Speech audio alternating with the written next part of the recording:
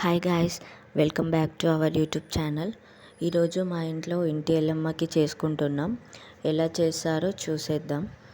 First అయితే వాల్కి జాజుతో ఇట్లా క్లీన్ చేయాలి.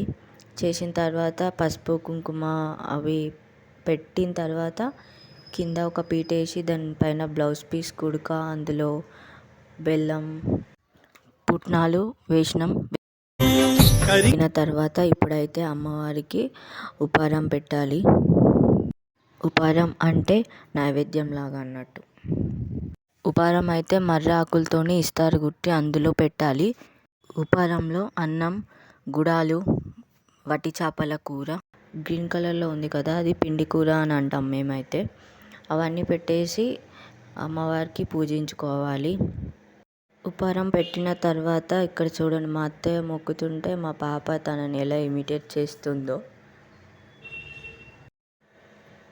తర్వాత అగరబస్తీలు ముట్టించి అమ్మవారికి చూయించాలి.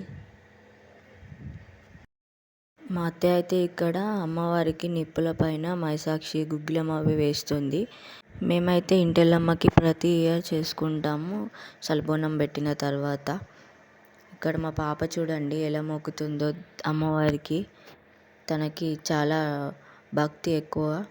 రోజు ఫ్రెష్ అప్ అయిన తర్వాత మొక్కుతుంది దేవుళ్ళకైతే. సో అదే అలవాటు చేసుకొని ఇక్కడ కూడా అలాగే మొక్కుతుంది.